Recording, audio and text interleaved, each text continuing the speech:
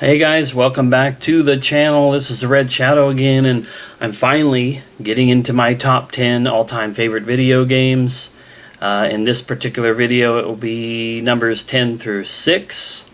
And then, as I've mentioned in some previous videos, the next video I'll do in this series will be a big collection of honorable mentions, games that I mulled over that didn't make it quite into the top 30, but I definitely want to talk about. And then after that one will be the top 5. So I don't want to waste too much time. Let's just go ahead and jump right into number 10. And this is sadly is a game I don't have in its original variation, and I don't have a true physical version of it, but I have, I guess, what's about the closest thing that I can. It is something on this puppy right here, the Super Nintendo Classic. Yes, this is just the box. My Super Nintendo Classic isn't hooked directly to the TV right now, but it's back here on the TV stand. Excuse me. But the game that's number 10 on my list is on this guy. It's sadly not on the front, the listed games that are back there, but it is on this side, and it is sitting almost right smack dab in the middle. It's Super Metroid for the Super Nintendo. Now, there is another Super Nintendo game, not on the list proper, but on the honorable mentions. I won't mention that until we get to it. But for all intents and purposes, this is basically the game that sums up the majority of what I loved about the Super Nintendo. And that's, for me, that's kind of sad, but it's also kind of cool. The reason why I guess it's sad is because I will tell people, you know, to the moon and back right now that the Super Nintendo, and to a slightly lesser extent the Sega Genesis, they were kind of the consoles that locked me into, you know, loving video games for life. I first got into video games in the early 80s. It was definitely arcade games first that I noticed and was attracted to, but I'll be honest with you, aside from a handful of arcade games that I don't know are available any other way, at least not on more modernish consoles, there aren't a lot of arcade games that I'm like, you know, super nostalgic over. There aren't a lot of arcade cabinets that I would want to own in my collection. At least nothing that I could really come up with off the top of my head. Those new arcade one-up cabinets that they sell, you know, we sold them at Walmart when I was there. None of those really ever interested me because they'd have 2 or 3 or 4 games on them, and you could find a lot of those same games on consoles from all across the years. Like I can think of, personally can think back to like the PlayStation 1 with the Namco Museum collections, and I have a bunch of collections on like the PS2 that are Taito Legends and the Midway Arcade Classics. There's like 3 volumes of those, and there's other ones, and I have even all the way up to the PS4 and SNK collection. So like there's a ton of ways to get a bunch of those older games. I just didn't really have any super attachment to arcades other than, ooh, these are cool. Hey, Dad, can I have a quarter so I can play this game? And it would last for a couple of minutes, and it would be really fleeting. Eventually, I got an Atari 2600 when I was a kid, and that was fine. At the time, it was okay. I don't look back fondly on the Atari systems, period. But it's still a part of my history, so I don't. You know, I'm not going to say I don't remember that and don't hold that part of it dearly. But then there were some dark days where I didn't have a game console. I didn't get in during the NES, Sega Master System generation. I just didn't really follow games back then. I'd gotten rid of my 2600.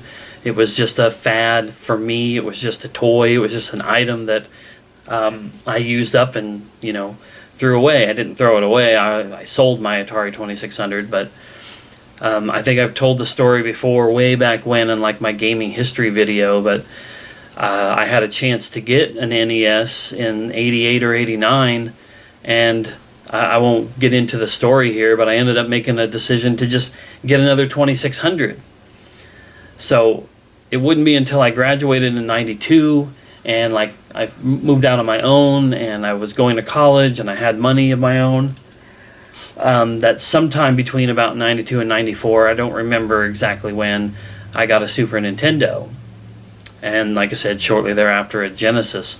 For a good 2-3 years, that was what I played, and I was on my own. I think that was a big contributing factor to it, was I felt like I'm an adult, I have my own place, and I've got a group of friends, and we all have a similar hobbies and interests, especially video games. And so pretty much everybody that I was hanging out with at that time, at least my friends Eric and John, and I think 1 or 2 other people that we hung out with relatively frequently, my cousin Shane, we all had a console, and generally it was all Super Nintendo and or Genesis. And so we played tons of games. We would go to places like Blockbuster, and there was another video store. I think it was a little bit more of a local chain at the time, but I'm blanking on the name. But we used to go to those places and rent games all the time, and we would go to the Target and Shopko, which was the store that I worked at back in those days, and we didn't have a Walmart until later, but we went to Target, Kmart. I think we had a Kmart, Target, Shopko, Kmart possibly, KB Toy Stores. We had a store called Software Etc., and some other stores in town, and we were always either renting games or we were at the stores looking at the games, sometimes buying them, sometimes just looking at them. I can't tell you how many times we went to stores and went to the video game section and just looked at shit forever before we would walk out of there and not buy anything. I started to get self-conscious about it after a while. But anyway, Super Nintendo, like I said, was what cemented me as a gamer. It was what cemented me as this is the thing that I enjoy doing, and we're going on almost 30 years since that moment, and almost 40 years since the first time I really encountered video games. So it's hard and it sucks to kind of distill the entirety of this generation, Super Nintendo and Genesis, down to one game, or two, considering the one that'll for sure be on my honorable mentions, and I think there's some others I'm going to mention. But Super Metroid was the one, barely eking out the one that's on my honorable mention list for sure. But Super Metroid, what I loved about it was it's a like a side-scrolling platformer shooting style game, but it's mysterious and there's atmosphere about it. On the planet that you go to do some exploration on, to face off against the space pirate Ridley, which, now that I think about it, I don't even know that you face Ridley and at the end of that game. I think that's more at the beginning. It's been a while since I've played it all the way through, especially. I have played it on the Super Nintendo Classic, but I didn't beat it.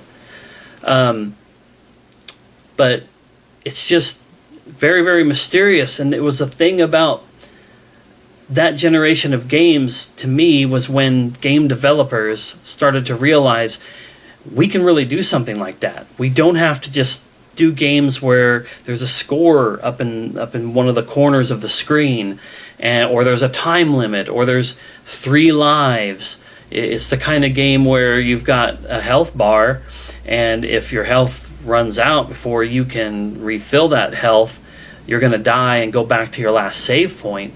But it's not like game over, start from the beginning. That stuff is bullshit to me. I don't know if I've talked about that before on my channel. Might talk about that in the future, but I couldn't stand that kind of gameplay back in the day, that quarter munching mentality that spilled over into home consoles.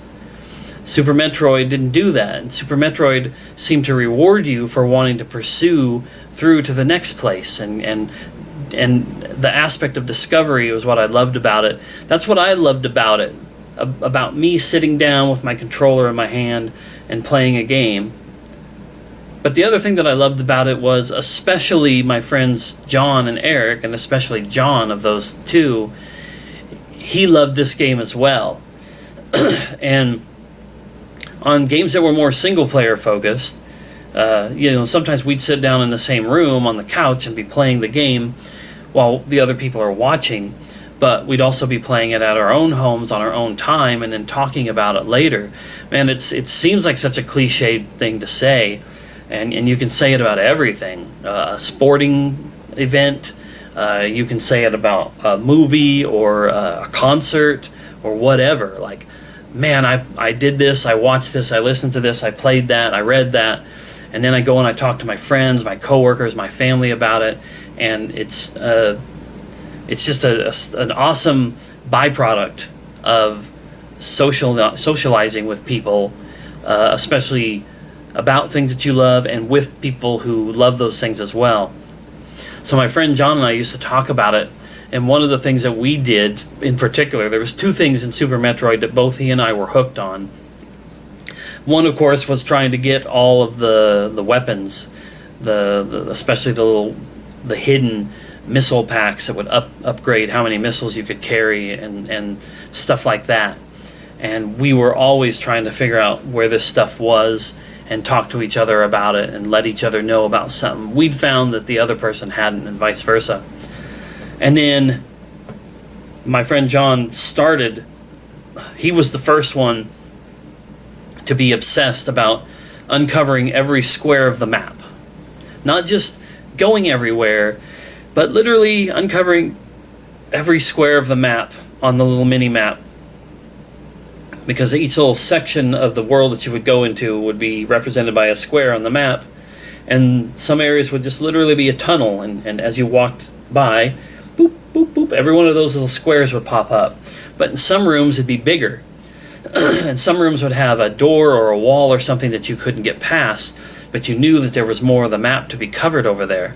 And some rooms, like especially the first room of the map, like the where your ship lands, there is a lot of open space above you.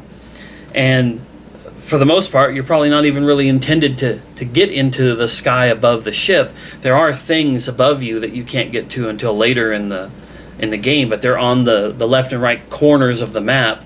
You get up here and you find a little doorway and you go in and find an item or something. But up above, there's none of that. But due to abilities that you get during the game, you can run into that room, power up this one particular charge jump type thing, and you go shooting into the sky, and you could literally fill out that part of the map. And like I said, my friend John was obsessed with doing that, and I became obsessed with doing it from seeing him do it. And that's what I do nowadays with a lot of stuff. I just recently started playing Axiom Verge, which is very much like a Metroid game, and it has essentially the same grid or square-based map system, and it works exactly the same. And as I'm playing through it here and there, I'm not playing it obsessively right now, but when I pick it up, I'm like, every time I go into a new room, jump, move left and right, try everything out that you can to get all the parts of the map turn blue as you go through it, and try to have the whole entire thing opened up, like not opened up, but filled out on the in-game map.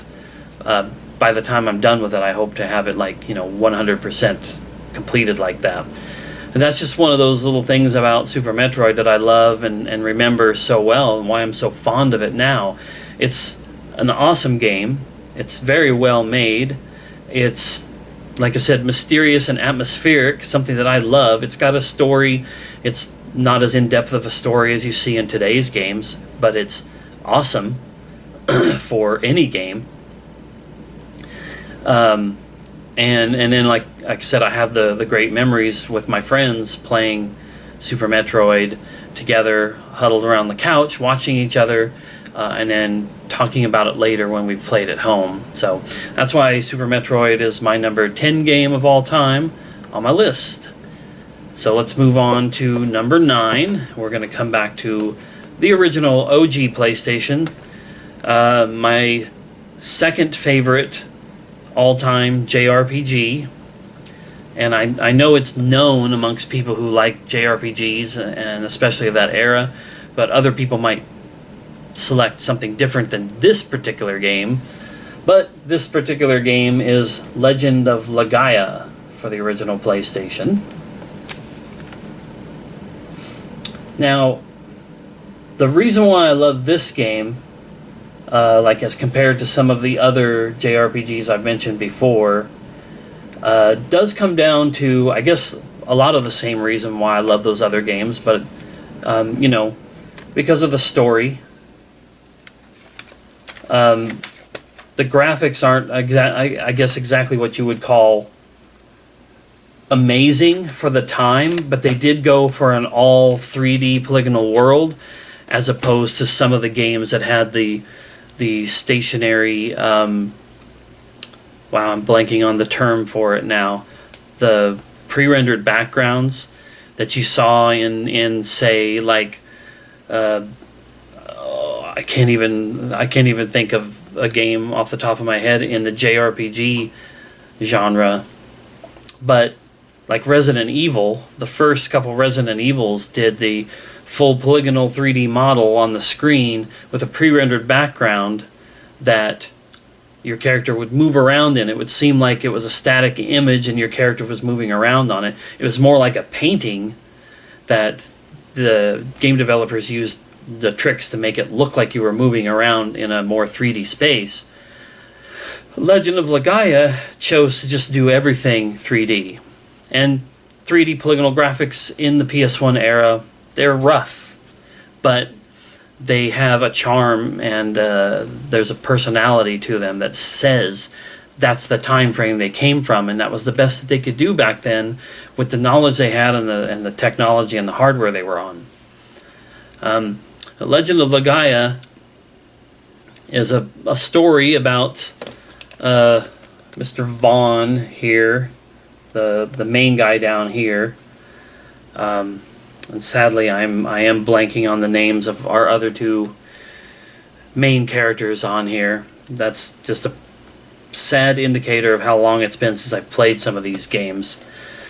But you live in a world where there's this mist that covers, 99% of the world. A mist that's being pumped out by these flying. They look like little islands with like a factory or something on them that's just spewing this mist out on the land. And there's only a handful of places that aren't affected by this mist. And what this mist does is it makes creatures out of animals and wildlife and sometimes even humans. And so people have to stay out of this mist for fear that something bad is going to happen. Not everybody goes into the mist and becomes that. You see lots of people in this game that, like Vaughn in his village that you start out in, and Vaughn is your typical like younger-ish character. Vaughn is I'm looking at the book right now because I do feel at a bit of a loss for not kind of knowing some names. And I'm probably not going to be able to immediately even find anything here regarding to the... Yeah, Vaughn, Noah, and Gala, or Gala. I always call them Gala. Anyway, Vaughn is in this little village, and people from his village go out into the mist to hunt, but they're pretty secluded from the rest of the world. Maybe that's the reason why a lot of humans don't necessarily immediately go into the mist, is because the creatures that have been created by the mist's effect are so thick, but they go out there and they do hunt to try to find food for their little village, because like I said, they're cut off from the world. Not a lot of traveling can happen out in that mist. In this world, there are these creatures called the Saru and the Raw Saru. I want to read directly from the book. Saru are creatures made of a jewel-like substance and possessing nearly infinite strength and nearly eternal life. When deliberately worn by a human, Saru bestow the ability to fly and even to communicate telepathically with animals. But Saru that come in contact with the mist are transformed into evil creatures that will attack any human on sight. So Saru turn into creatures in the mist, but they can also be worn by humans, and sometimes when being worn by humans, that will affect the humans when they're in the mist as well. Ra Saru are a special type of Saru capable of resisting the evil influences of the mist. Ra Saru possess free will and can communicate telepathically with their human wearers. Dormant Ra Saru are found inside Genesis trees and can be awakened only by humans with hope in their hearts. And the Genesis trees are a semi-dormant tree that sustains a similarly dormant Ra Saru, awaiting someone to come along and awaken its host tree. Genesis tree is awakened when people who sincerely hope for peace combine their powers with those of the Ra Saru inside the tree. Once awakened, the Genesis tree uses its powers to drive away the mist from the surrounding area and to make evil beings good again. That's kind of the object of the game, is to find these Genesis trees that are dormant, awaken the Ra Saru within. The person who awakens the Ra Saru wears or like merges with the Ra Saru. They gain some powers and abilities, and that reawakens the Genesis tree, which purges the mist from the land. And that's one of my favorite gameplay mechanics, for lack of a better word. And it's not really a gameplay mechanic, but it's the result of doing the task that you're doing in the game, setting out into this mist-covered world, finding these trees, fighting against the creatures that are around, reawakening the Genesis tree, and watching the scene unfold to like the world map and seeing the mist fade away. And whereas like where you would go into a town and it would be like a ghost town, or it would be partially destroyed and there'd be creatures wandering around, or people that are that are lost to the effects of the mist. When the mist is purged, so to speak, sometimes those people come back to normal. Sometimes people who are hiding away, fighting for their life, are now free again. Sometimes people who weren't able to travel are now able to travel, and they end up in the same area that you just opened up. It's a really cool idea of like going into a world, going into an area of the world, doing the battles, going into a town or wherever the Ra Saru or the Genesis tree is, and fighting against the creatures and stuff, and then it purges of the mist. Now you can go back into those areas and you can talk to people, and different things happen because of that. And I love that whole idea. I love it when, especially in a JRPG or any kind of open world / Western RPG, when you go into a place and bad things are happening and then you help to fix it, and then you're able to go back to those areas later on and have new conversations, talk to new people, sometimes maybe even get new missions or quests to do after you've taken care of whatever the problem was there.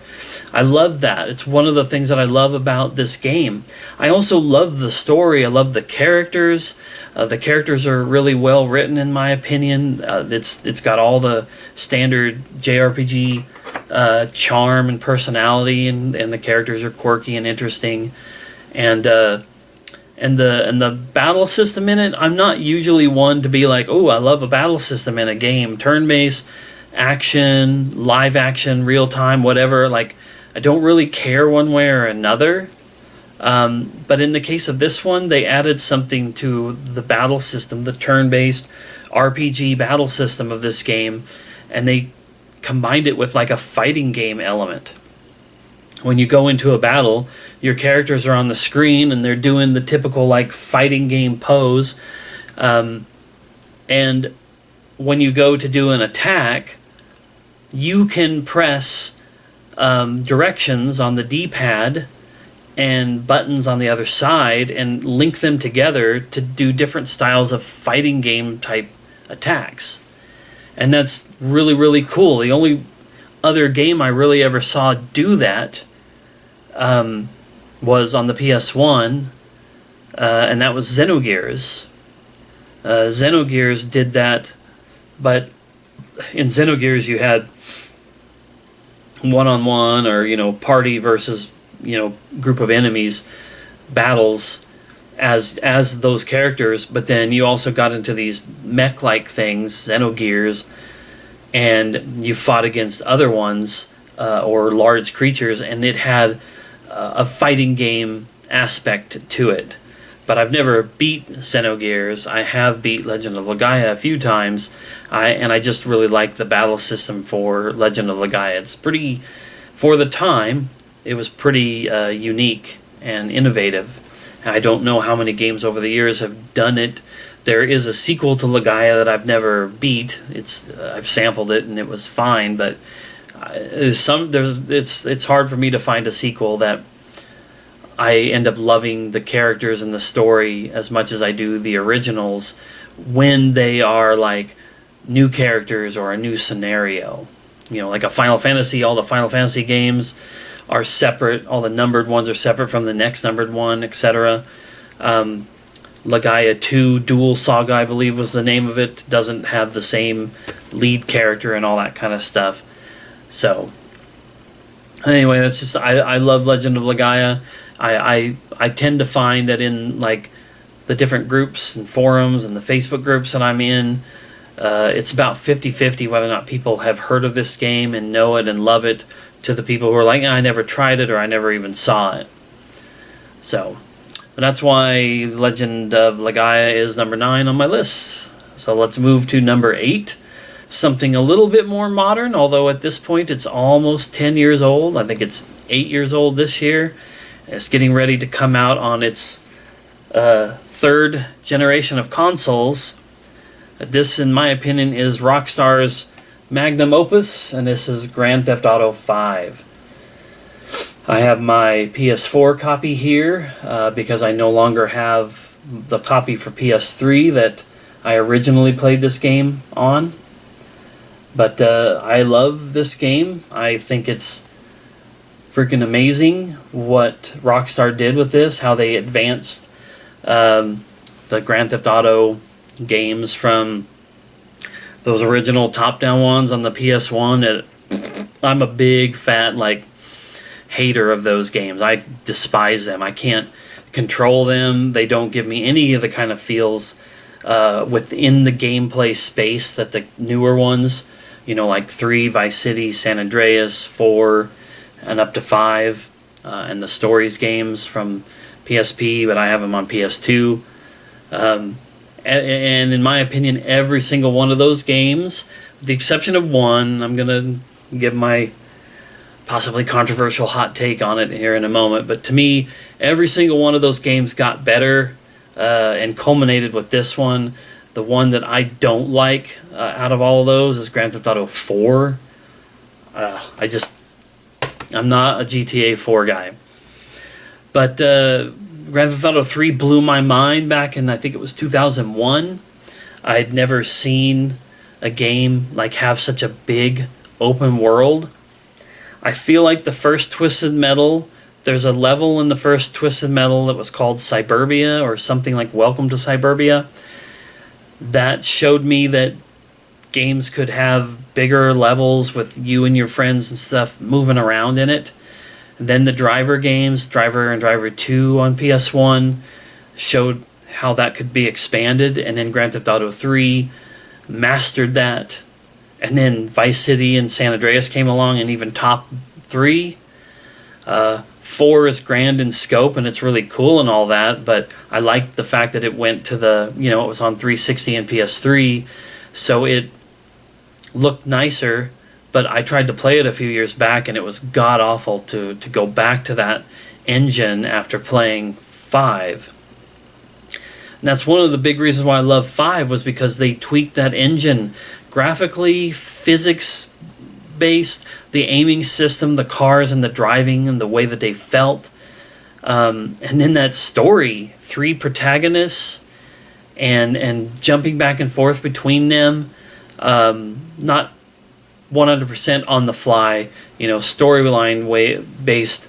It would take you to certain characters for certain things that you had to do in the game, but then you could also spend some time in between missions and just kind of fart around in that world and zip back and forth between the 3 characters. And then there's GTA Online, but that was a fun experience for me for a couple of months, but it's not a thing that I really mess around with too much.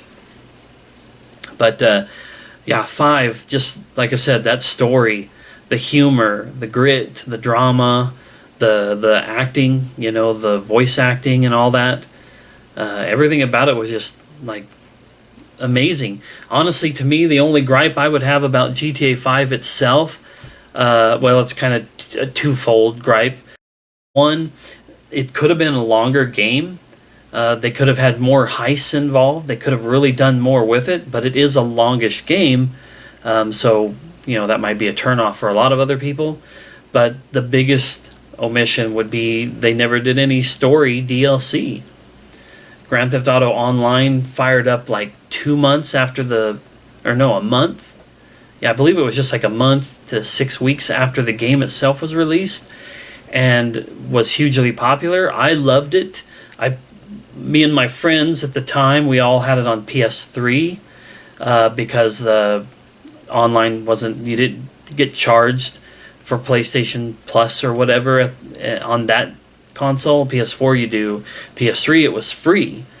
So all of my friends and I had PS3s. We got the game on PS3. We tried to do online when it first came along, but it was problematic. So we all just said, let's just wait a little while and see.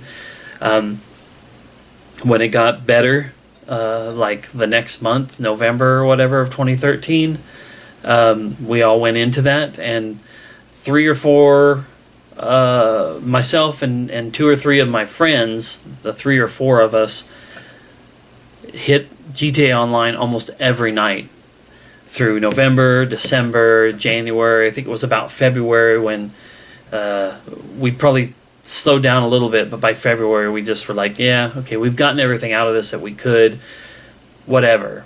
And it wasn't too much longer after that the version came out for PS4 and Xbox One, eventually PC, and for the PS4 generation, first of all my friends ended up getting Xboxes. They went to Xbox One, and then I didn't get a PS4 until 2016. So there was a lot of time in there. But we did, at one point, go back for when Heist first came along.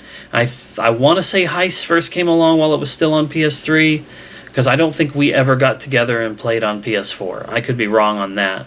But we went back to online for like 1 or 2 days when Heist first came out, and I don't think any of us were super impressed by it. We just didn't get a whole lot out of it. And then, as it is now, I do get PS Plus, so I do go on GTA Online from time to time, but just by myself.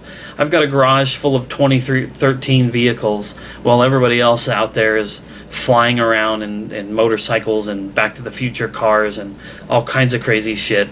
And the grind is what sucks. Real quick story about online.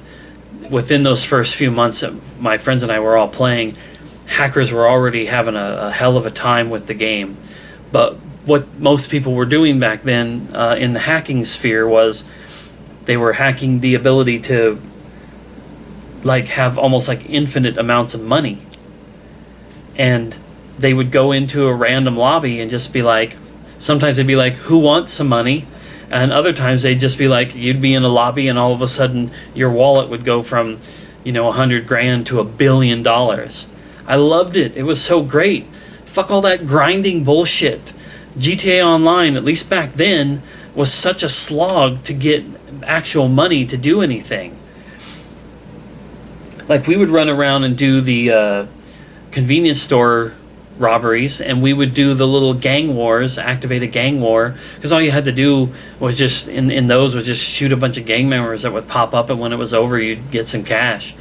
I knew a few races that were relatively short, and you could toggle the settings on this one race that goes around the prison out in the desertous area of the map, and you just set it to, by yourself, 1 lap, race around, boom, win, and you got a decent amount of money. But some of those really cool vehicles, and now that they've got things like you can have your own bunker, have your own club. You can go to the casino. You can be a CEO of a motorcycle gang, a drug operation. You can have a submarine, a yacht. Like, you can have all this stuff. All those things cost shit tons of money, and unless you're in there playing all the goddamn time, or you're dumping a bunch of money on shark cards. I've done that. I had my time buying shark cards just to have some cash. But back then, when those hackers were giving everybody money, holy shit, we could buy whatever cars we want. I'd drive down the street, I'd see a shitty car on the side, I'd steal that car, I'd take it immediately to one of the chop shops, I'd customize it, deck it all out, because money was no object. And then I'd be like, if I like this thing, it's mine. If I don't like it, I blow it up, who cares? It was so much fun. You never had to worry about running out of ammo. You'd have all the weapons. You go to the weapons store and just get all the stuff. That made the game fun. This is one of those times, in my opinion, there's a lot of times in life when this isn't true, but this is one of those times where, to me, the destination is the best part, not the fucking journey to get there. The idea that you should have a slog of a time through a game like this is, I don't like that. It turns me off, and normally what it does is, sans the few times that I did buy shark cards, I didn't do it a whole lot. Because I didn't have the money to really afford that. If I was going to have that game be enjoyable for me, I wanted to have some of the things that would make it enjoyable, not have to work through them and spend too much time on that game when I didn't want to. So when I was like, no, shark cards aren't going to cut it anymore, I just don't care about it, I walked away from it. I'm not a loot box whore, I'm not a microtransaction guy. Talked about it a lot on this channel and a lot of my videos. I don't like that kind of stuff. I don't like pay to win. I don't like time saver-ish crap, because I don't want games to just make the game so horrible, such a horrible slog of a grind to get through, that then they put that stuff in your face. Just make a game like it's normally supposed to be. So in GTA, when I got the money from the hackers, and my friends did too, we were all like living it up, having a great time, lots of good memories, lots of good bonding time with friends of mine, that when it all fell apart, it kind of sucked. It affected more than just the game. And it was a couple months into all that fun stuff when Rockstar said, we're going to crack down on all this. And they were banning the hackers, but they also decided to go to the full extent of being like, hey, we know that this has gotten out of hand. Lots of people have a whole bunch of money. It's whatever they were saying back then. I don't even know. I don't care to remember. But they were like, we're banning hackers. If you got money from hackers, we're not going to ban you. But we are going to reset your bank balance to this particular day. The money hacking stuff seemed to be started to occur around this time. So whatever money you had up before that, that's what you'll be returned to. So I went from having, like a couple $1 billion to a couple $100,000. And it just sucked all the joy out of the game. Why go in, get dicked over by people who want to run around and RDM, get dicked over by people who are still hacking in other ways, and then think about, well, now we have to go back to the grind. My friends and I weren't really interested in the heist kind of stuff. But there's so much stuff to do in GTA Online. You can't just say, it's not for you, you shouldn't have been in there playing it. There was so much to offer. There'll be a game in my top 5 where I'm going to talk about the same kind of thing. An experience that's made for a whole bunch of people, but you can still go in by yourself or with a friend or two and have some fun with it without being like, I have to participate in every event, in every race, and every heist, and all that kind of stuff. Alright, that went longer than I wanted to about GTA Online, but that's just kind of my thoughts about it. Like I said, I probably played a week or two ago to see if I'd earned any of the money that they said you would get before the PS5 version of GTA comes out in November. And I had some money. I was able to buy one of the flying motorcycles, something I'd always really wanted from the first time I saw that that was in the game. But then I don't really have anything to do with it other than just go into my game, fly around, be like, cool, well, that was a thing. So it's a bit of a bummer. Rockstar is milking the online thing for all they can.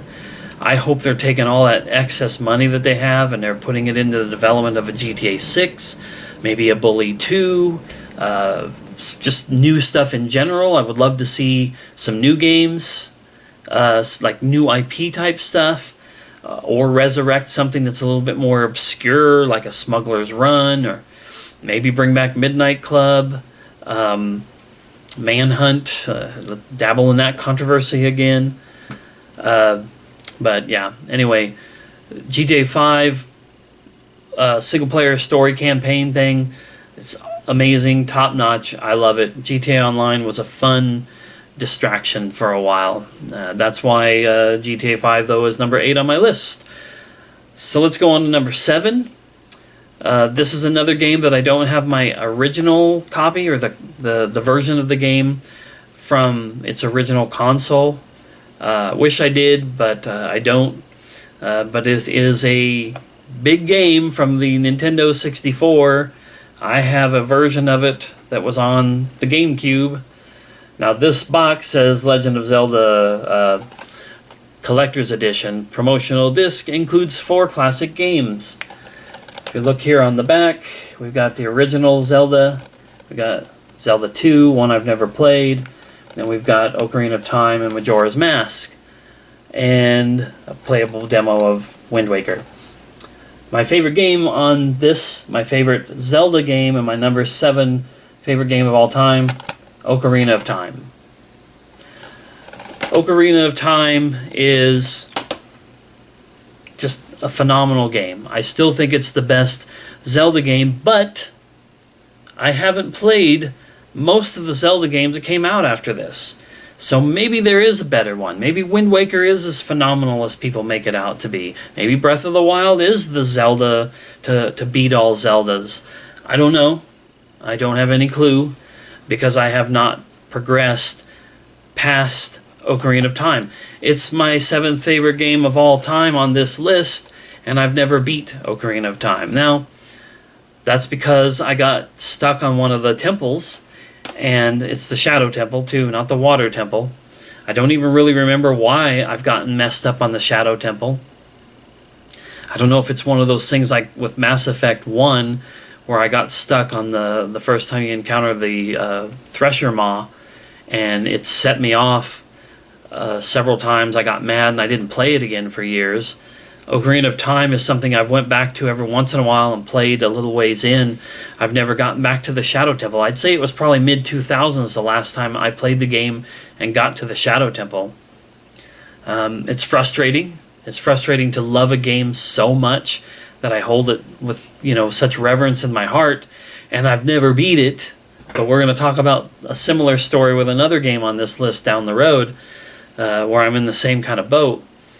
But I consider it to be a regret, an embarrassment, a shame that I've never beat this game that I love so much. But what I've played of it has stuck with me so much. I did play the original Zelda back on the NES days. Never owned an NES, as I said before, but I got to play it. My brother had an NES. A family friend, the year that it came out, had one. I've had a chance to hold the controller in my hand and play the original Zelda, and I love it. It's fun, but it's not the best game of all time in my opinion. Like I said, Zelda 2, never played it. I don't think I even knew that it was a thing for a long, long time. The next Zelda that I would play would be Link to the Past on the Super Nintendo. Love it. Super Nintendo. Love it. Hint, hint. The next thing I would play after that, I guess it would have been Ocarina of Time. Because I never had a Game Boy Color. I didn't play Link's Awakening. I have it for the Switch. I hope to play it there someday, but I didn't play Link's Awakening. I didn't play the the Oracle games, Story of Ages, Story of Seasons, or something like that. I'm aware that those games existed. And I'm aware of other games that came after that. The next Zelda game that I did play after I played Ocarina of Time was the Minish Cap. Love that game. I never did beat it, but I got pretty far into that. Would love a way to play that now. Like if it's... I hate to say it, but like if that was available in some way on the Switch eShop, I'd probably digitally get that game. And I'm sure there's probably ways to do like the emulation or whatever and be able to play it too. I played A Link Between Worlds on my 3DS when I had that. That one was really good. An actual direct sequel to Link to the Past. Nice pairing on those couple of games. And to be honest with you, that's it. Those are all the games that I've really ever played. I've never booted up Majora's Mask because I know that it kind of is a direct sequel to Ocarina of Time. It doesn't happen a lot in the in the Zelda universe, but it's one of the times when you go straight through. I just forgot. Like, I'm wearing a Zelda shirt at this moment. But I know it's like one of the few times when one of the Zelda games actually has like a continuation of the story, even though it's a strange continuation. I think it's the unique nature of the way that game plays, and like the time-based thing to it that's maybe held me off. Plus, I'm just a bit of a stubborn ass when it comes to playing games in the order that they're released. So after Ocarina of Time, the next game that was out was Majora's Mask. And as far as the main console games go, then there's Wind Waker on the GameCube, which I have, but I've never played. There's Twilight Princess. That one really registered high for me on my radar because Wind Waker did that Toon Link thing and had the weird out in the ocean with the cartoony look to it. And a lot of people love it, and that's just, to me, it wasn't what I was looking for. Twilight Princess went back to the look that I was thinking of, which was the natural evolution from Ocarina of Time and Majora's Mask. So I'm really looking forward to playing that one eventually. And then the next one after Twilight Princess, because that was GameCube and Wii, so Skyward Sword was the next one in the series. I have that. I'm excited, though, that they released it recently for the Switch. I kind of want to play it for the first time on the Switch instead of on the Wii, but like I said, I have it for the Wii. And then Breath of the Wild came along, and I own that for the Wii U. It's also on the Switch. Now, this is maybe going to sound funny or even stupid, but I don't want to buy Breath of the Wild on the Switch. I feel like since I have it for the Wii U, I'm good there, because that's still an HD console, and I have a Wii U. I haven't hooked it up yet, but I have it. Getting it on the Switch, even when I get a Switch again, just feels like a stupid way of doubling up, but that's dumb, I guess, because I own Skyward Sword, I said, on the Wii, and I want to get it for the Switch. I have the HD, the Wind Waker HD for the Wii U, and maybe one other one. Did they do Twilight Princess? I don't remember off the top of my head right now. I feel like I have like 2 HD Zelda games on the Wii U. Maybe not. I don't know. I'll probably end up getting a damn copy of Breath of the Wild on the Switch somewhere down the road. And then there's a sequel to Breath of the Wild. But I don't want to play any of those newer ones until I go back and beat Ocarina of Time, and then that's just dumbass gamer logic. But anyway, Ocarina of Time, because I have a particular story I want to tell about this, and I still have one more game to go. Ocarina of Time, at the time that I first saw it, I was already a PlayStation owner, original PlayStation. I was already playing some of those earlier games, like the first Tomb Raider and Twisted Metal, Tenchu, eventually, stuff like Silent Hill, Metal Gear Solid, Resident Evil, etc., etc. I was already into what they were doing. The Sony pusher man had already given me, a few hits, and I was addicted. But when I started to see advertisements for Ocarina of Time, I was like, I love those earlier Zelda games that I had played. I really want to see what this new one is like, and they're making it 3D like some of the games I've played on PS1. And it just looked really freaking awesome. So I was all in. I was absolutely in. And then I started to see more advertisements, and I was big into the gaming magazines back then. And I had a gaming magazine. I don't know if it's still a part of my collection, so I haven't looked through my gaming mags in a long time really closely. But back in the 90s, mid to late 90s, I was buying everything up. I had a subscription to PSM. My way of getting news about like Nintendo games was EGM, GamePro, Tips and Tricks, and some other things from back in that time. I never was a Nintendo Power guy. Sue me.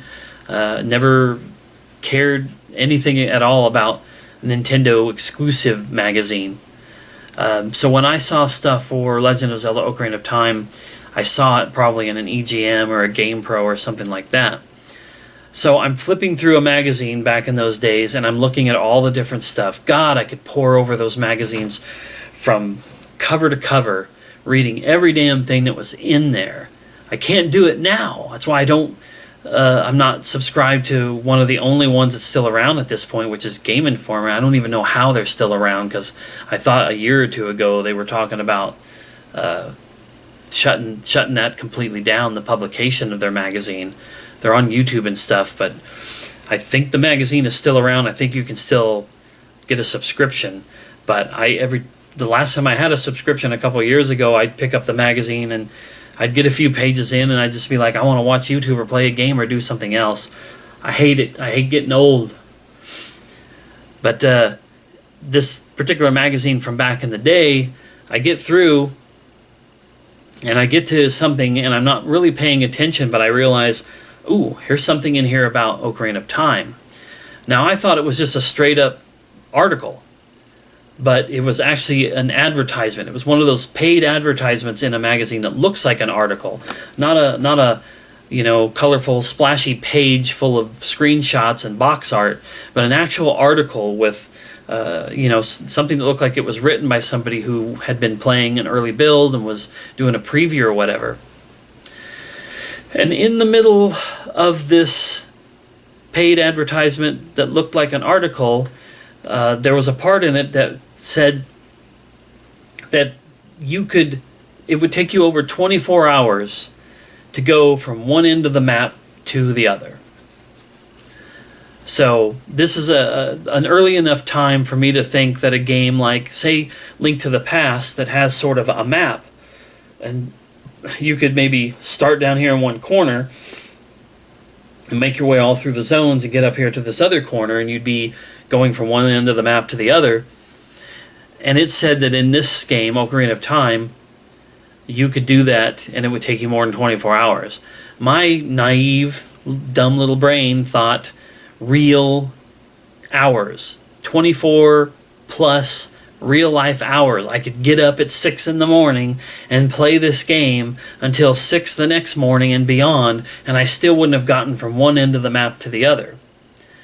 Now, what they actually meant was in-game hours, but this was early in game development of games that had day-night cycles and actually would be like, now it's daytime, now it's nighttime.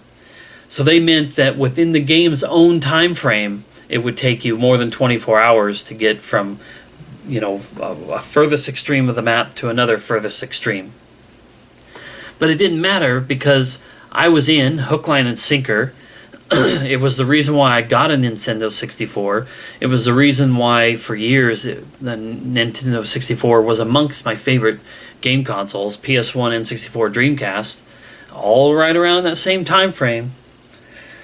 But it turned out, in retrospect, it was almost the only reason why I loved the N64 so much. GoldenEye was amazing, but it's really hard to go back to now. I didn't really get into a bunch of the Rare games, even though I feel like I'm a big Rare fan, but Conker's Bad Fur Day is kind of hard for me to play. The Banjo games, for sure.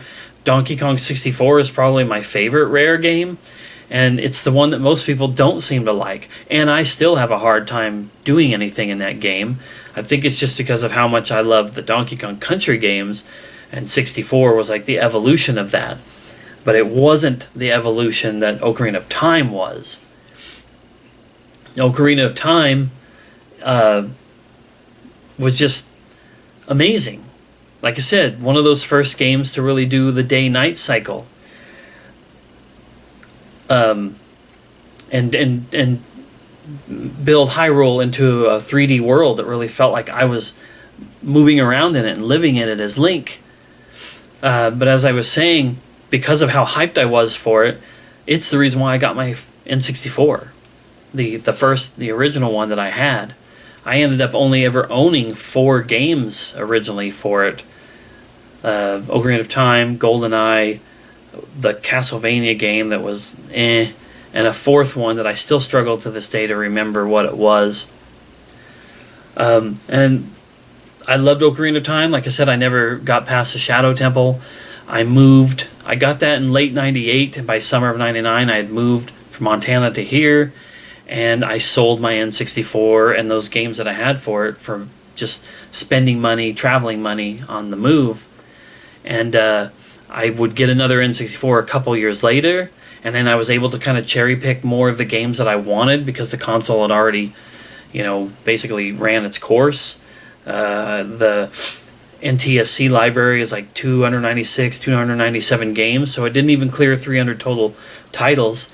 It used to be one of the big game libraries that collectors would like to complete because it's 300-ish games. That's not too bad. A lot of games out, or a lot of consoles out now are 1,000 plus. So, but when I look back on it, there's only a few games. Like I said, I had some good times with GoldenEye. I loved the Battle Tanks games. The system was sorely lacking in JRPGs. I think they say there's only like 4 actual JRPGs that you could consider to be JRPGs on the system, one of which is like Quest 64. Most people don't seem to like that game. So yeah, it's everything that I love about the N64 is on Ocarina of Time, but it's so good. It's so amazing. It really immersed me in Hyrule and Link's adventures, and the time traveling thing is awesome, and the way things change from one time to the next. It's an epic masterpiece in my opinion, and I would love to actually finish that game one of these days, because if I do, then I can play Majora's Mask, and then I can just bust open the floodgates on it. I can pop this guy in to my backwards compatible Wii and play this, and then hopefully play that, and then I can go also backwards compatible. I have Wind Waker, but I would probably play it on the Wii U that I have, and Twilight Princess, and so on and so forth. Yeah, that's it. I do have a Twilight Princess because it's the one that comes with the amiibo of Wolf Link. I have a Nintendo Selects HD copy of Wind Waker and Twilight Princess. Yeah. My brain isn't completely broken yet. So anyway, yeah, Ocarina of Time, 7th favorite game of all time, my favorite Zelda game, and I'm 46 years old in 2021 and haven't played Wind Waker, Twilight Princess, Skyward Sword, Breath of the Wild, Majora's Mask. Like, I'm not trying to say that you have to be, but you should be jealous, because I've got a lot of Zelda memories still to make in my life that a lot of other people are like, man, I wish I could just go back and relive those memories. So I'm excited for that.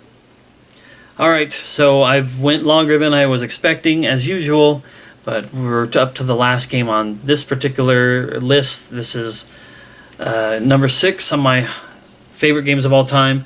This is not the way that I play this game. This was a more recent purchase just to own it on one of the consoles. I play this particular game on PC. I love it. I prefer it there. I don't play it annually like I should, but pretty close.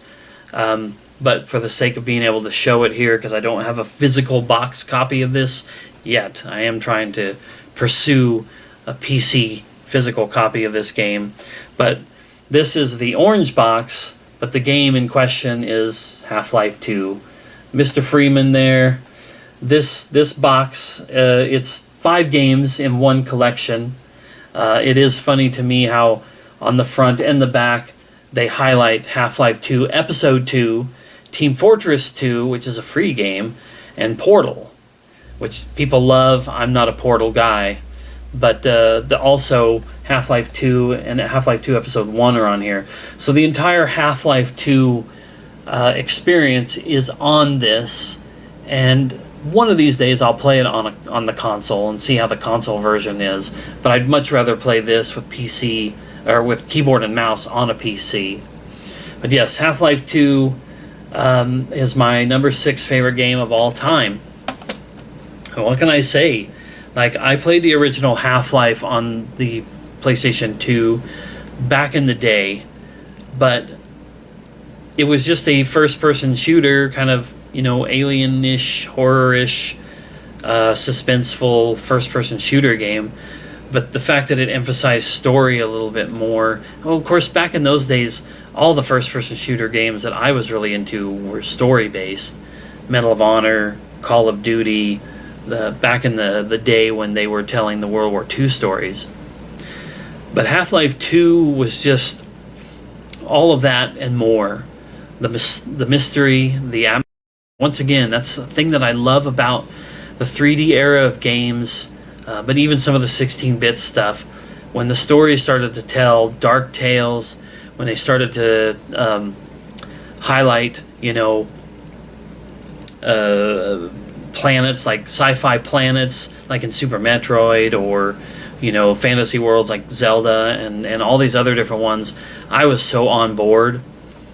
And so when Half-Life 2 came along, by that point I'd had internet, I was more mindful and noticing of things that were coming out, and the coverage that was being shared online. It was before YouTube for me, but it was before YouTube, period. But I was still reading about video games online by 2004 when when Half-Life 2 came out, and I was intrigued. And that was basically when Steam first came along, because you had to have Steam in order to play Half-Life 2, and Steam is done by Valve, the developers of Half-Life 2. It would be a few years later before I would get Steam, and I didn't play Half-Life 2 when it first came out, because back then I just didn't, I had a computer, but I don't think I would have had a computer that could have played it. And by the time I did have a computer to play it, I was all over it. I want to say it was probably in about 2007 or 8 when I played Half-Life 2, but I knew what it was way back when, and it was always on my list of games I want to play when I can. And it's just amazing. It takes the story of Half-Life, where these aliens kind of breach into our world and our universe because of experimentation that was done by I can't remember, I want to say Black Mesa, but I think that may be just the name of the facility where Half-Life takes place. But Gordon Freeman was a part of that project, and that kind of breached and allowed these aliens to come in.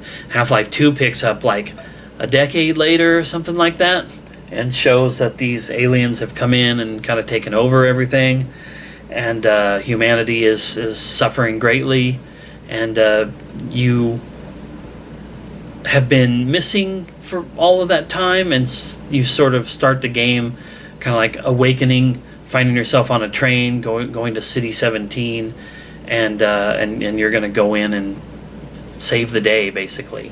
Get reacquainted with characters from the first game, and pick up the fight against the Combine.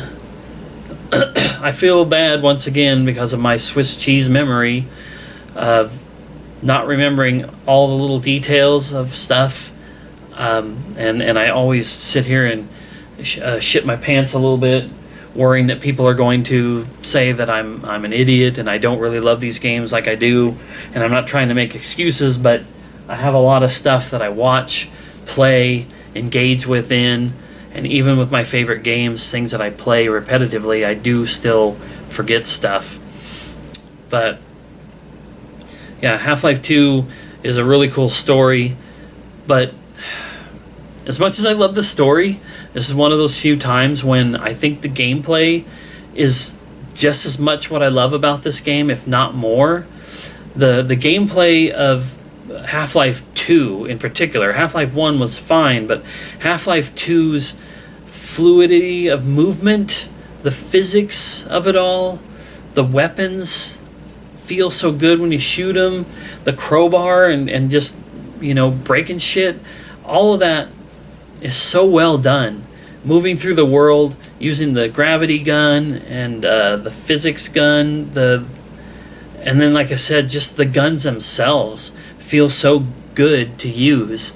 And playing that game, killing the aliens, killing the soldiers, killing all that kind of stuff, and then getting these really cool moments of exposition and the cutscenes, and then it has the ending that doesn't really end anything, and that was the reason why episodes 1 and 2 came out.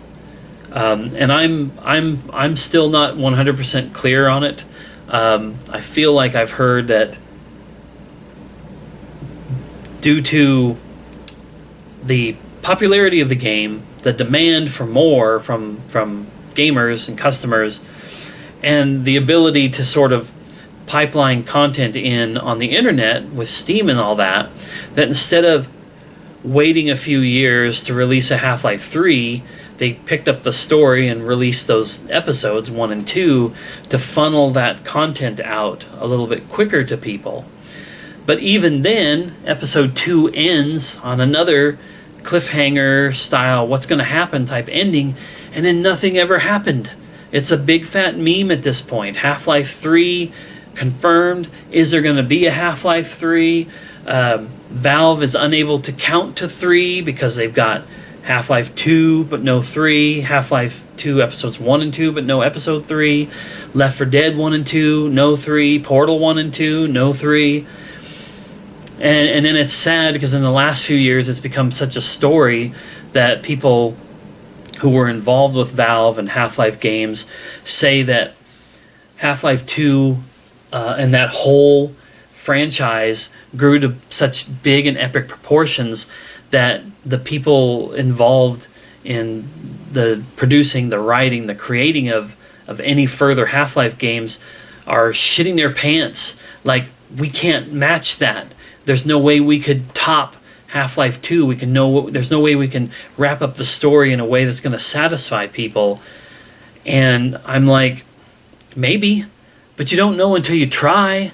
And I was thinking about this one day, and I wasn't even sure I was ever going to talk about it here, but what a great time to just do it. I think, and this is probably nothing new, there's probably nothing here that nobody else has ever thought of or heard of, but I don't really hear anybody talking about it.